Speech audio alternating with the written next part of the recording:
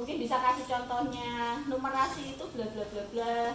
Mungkin bisa dikasih contohnya. Atau numerasi itu kayak gini, matematika kayak gini. Google. Numerasi itu atau matematika itu? Numerasi dan matematika, Bu. Artinya ya. Jadi apa yang kita sudah pahami tentang numerasi dan matematika. Ada dari definisi teman kita yang representasi di nomor 1 matematika dan numerasi adalah dua hal yang berbeda. Ada Kak? Tidak ada ya? Tidak ada. Ada berarti setidaknya Bapak Ibu saudara sudah semua yang ada di sini sudah memiliki kemampuan dasar numerasi.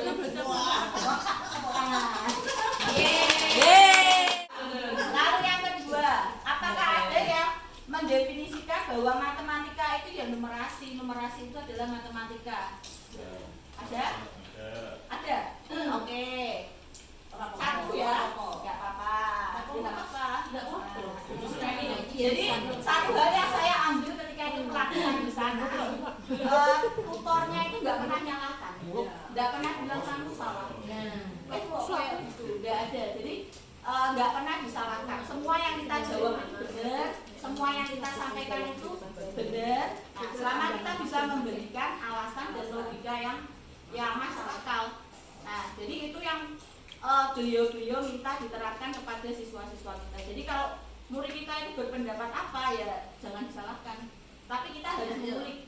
Kita harus mengulik kenapa kok dia sampai menjawab seperti itu, apa alasannya, kenapa. Nah, jadi soal yang kita buat pun jangan yang close, jangan tertutup. Jadinya harus yang jawaban terbuka sehingga anak itu lebih berpikir secara kritis. Nah, yang ketiga, apakah ada matematika beririsan dengan numerasi, mempunyai irisan matematika? Ada? Berapa orang ya? Tunjuk jari. Ya, satu. Ya, oke. Matematika dan numerasi itu mempunyai irisan.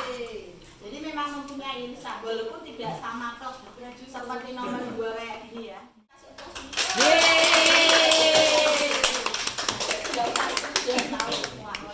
Nah, tapi selama saya ikut pelatihan itu, saya memflashbackkan, melihat ke sekolah kita. Sebenarnya kita itu sudah melakukan praktek-praktek numerasi dalam pembelajaran kita. Cuma kita nggak aware, kita nggak sadar kalau kita sudah melakukan itu. Jadi kita belum meng-highlight. Oh ini ada numerasinya, oh ini ada skill matematiknya, gitu ya. Sehingga kita lewat begitu aja dan anak pun tidak mendapatkan pengalaman. Oh bahwa di sini juga bisa dimasukkan numerasi, di sini bisa dimasukkan pembelajaran mengukur, menghitung atau menafsirkan. Ada keteraturan atau pola, ya. Snap, step, stomp, dan gitu ya. Step, snap, stomp.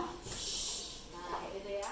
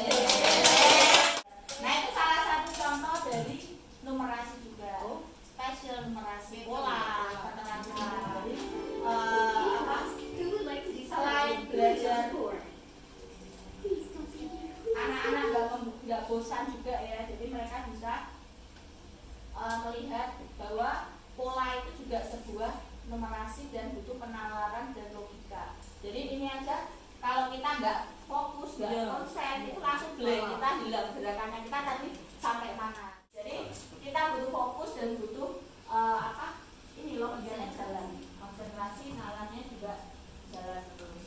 Oke, nah saya akan tunjukkan. Di sini ada beberapa contoh soal. Pertanyaannya apa? Manakah yang menghasilkan rasa jeruk paling kuat? Kira-kira resep manakah yang menghasilkan rasa jeruk paling kuat? Ini kita bisa jawab berdasarkan mungkin pengalaman pribadi, sering buat jeruk, minuman jeruk, bisa juga. Ada yang berdasarkan ilmunya. Coba kalau supaya ini mungkin berdasarkan matematika ya. Pakai apa? Oke, nah jadi lewat soal ini padahal nggak ada perintah bandingkan lah, gitu ya. Tetapi kita yang membaca otomatis membandingkan. Cuma cara membandingkan saya dan Bufaya mungkin beda. Basic saya bahasa Inggris, saya bandingkannya nggak pakai hitung-hitungan atau gimana. Tapi Bufaya pasti penuh dengan angka. Wah, angka-angka. Yang paling menghasilkan rasa jeruk paling kuat yang resep ketiga ya Bufaya. Menurutnya Bufaya ada lagi mungkin? Aku sama tiga, susah juga tiga.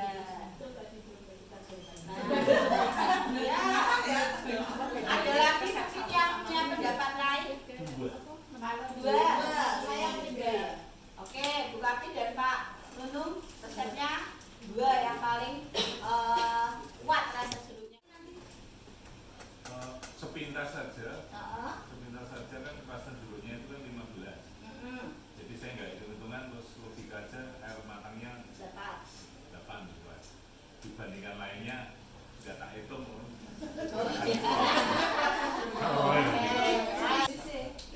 Ada lagi mungkin ada lagi. Kalau saya itu kan bukan Iya, kok yang dua?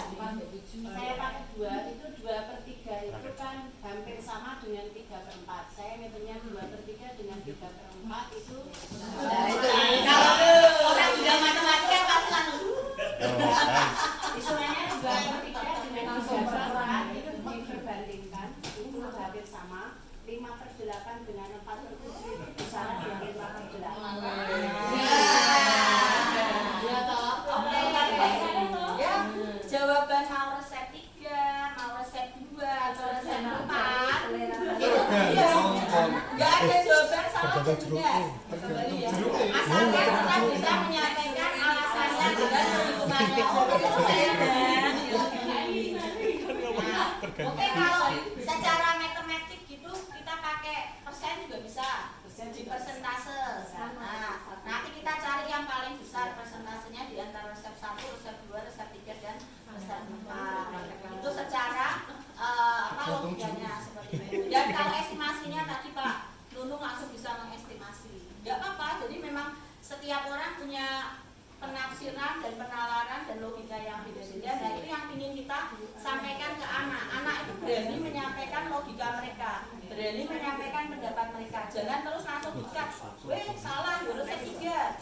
Nah, tapi kita harus tahu kenapa kok jawabanmu resep 2, kenapa jawabanmu kok resep 5. Enggak ada resep 5, resep 4 ya. Jadi kenapa? Sama seperti contohnya uang 20.000. Uang 20.000 mungkin Sister Claudia dengan Bu Melisa sama-sama habis. Tapi Bu Melisa digunakan untuk apa, Sister Claudia digunakan untuk apa? Ya, bisa. Ya, bisa lah ya. Ini, mungkin kalau Sister uang 20.000 bisa dapat 5 item. Beli 5 item, 5 item. Mungkin Bu Melisa cuma dapat 1 item atau 2 item. Itu juga termasuk keterampilan dalam financial literasi ya. Gimana kita mengolah uang? Gimana kita mengolah uang? Ya. Saya minta bantuannya volunteer sukarelawan bergandengan dari sini sampai sana. Kira-kira butuh berapa orang?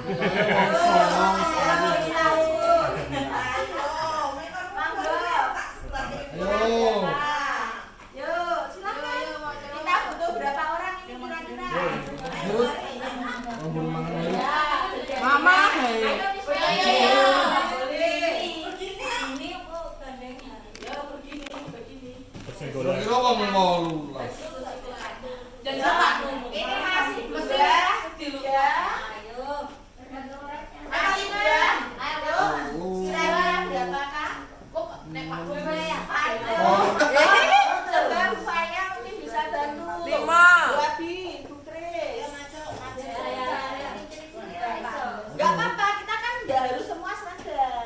Itu salah satu. 5, Ada dua sini. 6, 7,